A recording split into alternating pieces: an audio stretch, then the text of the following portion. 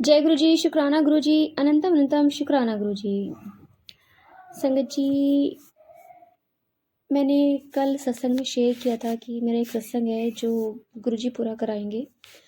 तो संगत जी, सत्संग ये है, मेरे हस्बैंड ने एक लोन लिया था मेरे बहन और मेरे भाई के नाम पे, और सोसाइटी भी उन्होंने ही खुलवाई थी। और ये लॉकडाउन के टाइम की बात है जब लोन लिया गया था।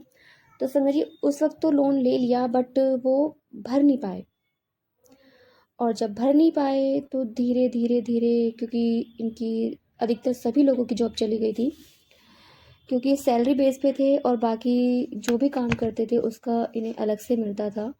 क्योंकि ये वेरी मतलब केस के थ्रू मिलता था, जितना केस करोगे उस हिसाब से पैसे मिलते थे।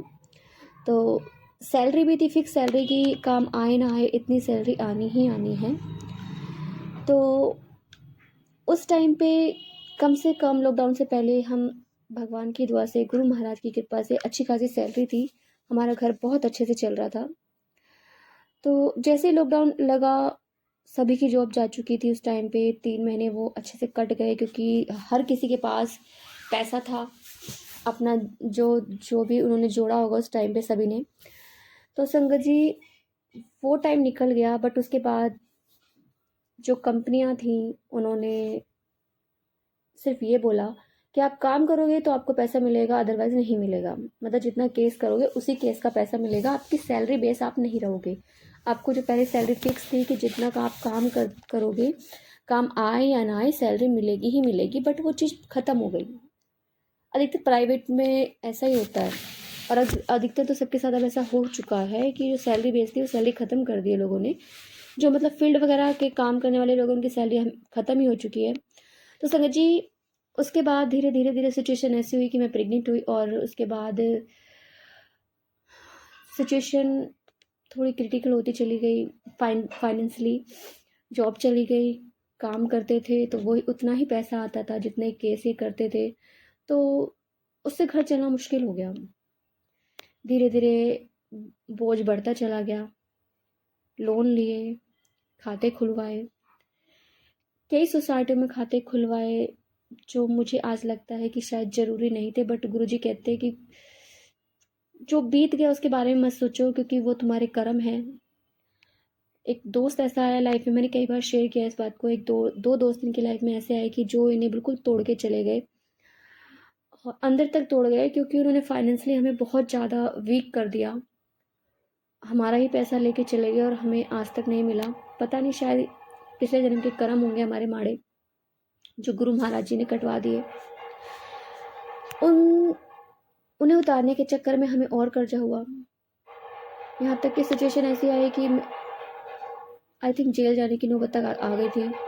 बट गुरु महाराज जी ने उस सिचुएशन से बाहर निकाला। उसी दौरान हम गुरु जी से मिले थे। तो संगत जी, धीरे धीरे गुरु महाराज जी हमें मुसीबतों से बाहर निकालते रहे। और अब पीछे मुड़ के देखते तो ऐसा लगता है कि मतलब अगर ये सिचुएशन ना होती तो शायद गुरु महाराज जी से हम कभी नहीं मिल पाते। जो होता है अच्छे के लिए होता है। बट संगत जी, मेरी बहन और मेरे भाई के नाम पे जो लोन था वो नहीं भर पा रहे थे, क्योंकि पैसा इतना था ही नहीं हमारे पास।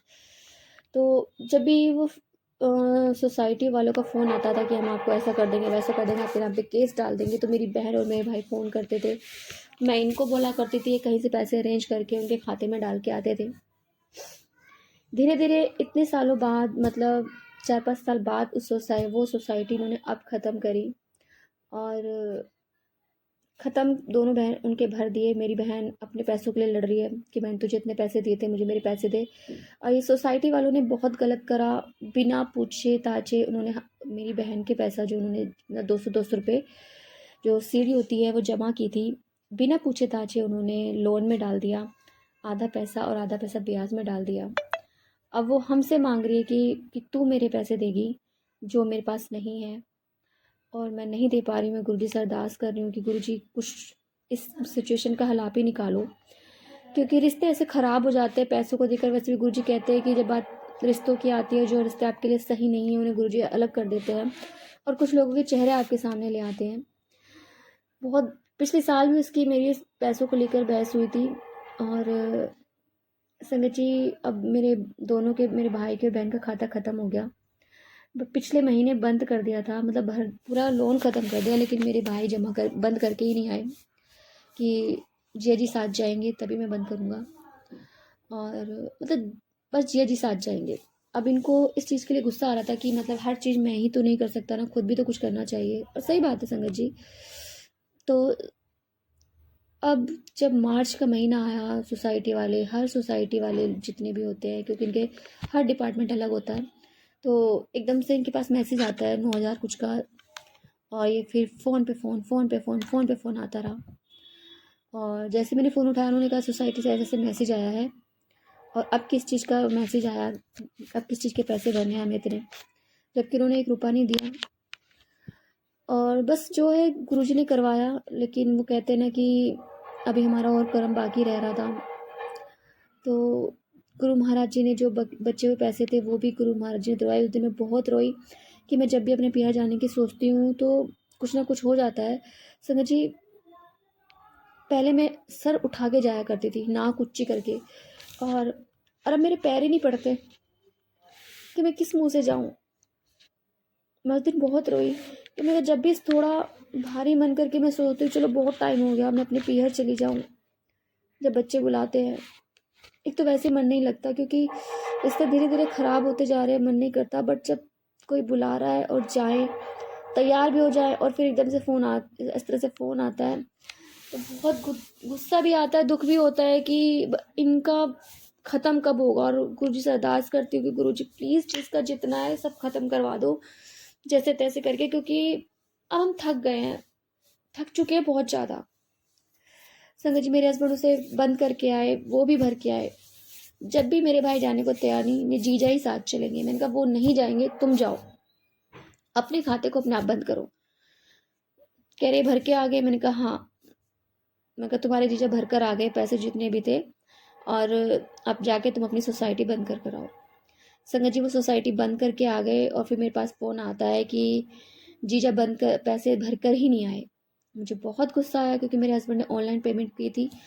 और मेरे हस्बैंड फिर दोबारा गए सोसाइटी में, तो उन्होंने कहा जी हमारी साइट नहीं चल रही है, क्योंकि मेरे भाई रिसेप्शनिस्ट से पूछ कर आ गए थे, जो पास लड़कियां बैठी होती हैं उनसे। और उन्होंने मैनेजर से बात ही नहीं करी। संगत जी, वो मैनेजर से बात करके ही नहीं आए। और उसके बाद मुझे गुस्सा भी आ रहा था, क्योंकि फ़ोन पे पीछे से भाई बोल रहे थे कि वो भर के नहीं आए। मैंने अपने हस्बैंड को बोला, फिर मेरे हस्बैंड दोबारा गए, सारी पर्चे वर्चे बनवा के लाए, और उन्होंने कहा कि अब उनसे बोल देना कि वो अपनी एनओसी लेकर आ जाए वहाँ से। कोई प्रूफ तो होना चाहिए, कभी बाद में सोसाइटी दोबारा से कुछ ठोक ठाक दे कि हाँ भाई अब इतना पैसा देना है तुम्हें, दोबारा से केस वगैरह डाल दे। तो संगत जी, उन्होंने पूरे पर्चे पे लिख दिया। सुबह मैंने वो पर्चियों की जो फ़ोटो वगैरह थी वो खींच के उन्हें भेजी। मैंने कहा अब जाओ और अपनी सोसाइटी पूरी क्लियर कर आओ, एनओसी लेकर आओ। तो संगत जी, बस गुरु महाराज की कृपा से इस तरह से मेरी बहन और भाई का लोन ख़त्म हुआ भी क्या, गुरु महाराज जी बस एक तरफ से कर्जा लेके दूसरी तरफ उतारा है, वो कर्जा चढ़ चुका है। बस जो भी है गुरु महाराज जी चला रहे हैं, वरना हमारी कोई औकात ही नहीं है इतनी, क्योंकि गुरु महाराज जी के बिना कुछ भी नहीं कर सकते। तो जय गुरु जी, शुक्राना गुरु जी, अनंतम अनंतम शुक्राना गुरु जी। संगत जी, यदि आपको सत्संग अच्छा लगा तो प्लीज़ हमारे चैनल को सब्सक्राइब कीजिए, लाइक कीजिए, शेयर कीजिए, बेल आइकन को प्रेस कर दीजिए, ताकि नए सत्संग की जानकारी आपको जल्द से जल्द मिल सके। संगत जी, यदि आप भी अपने सत्संग शेयर करना चाहते हैं तो आप भी हमें हमारे व्हाट्सअप नंबर पर लिख कर भेज सकते हैं, रिकॉर्ड कर भेज सकते हैं। आपके सत्संग भी और संगत शेयर किए जाएंगे। संगत जी, सेवा में गुरु महाराज जी ने बख्शी, तो आप भी सेवा का भागीदारी बनी, आप भी अपने सत्संग में रिकॉर्ड कर भेजिए, लिख कर भेजिए। जय गुरु जी, शुक्राना गुरु जी, अनंतम अनंतम शुक्राना गुरु जी।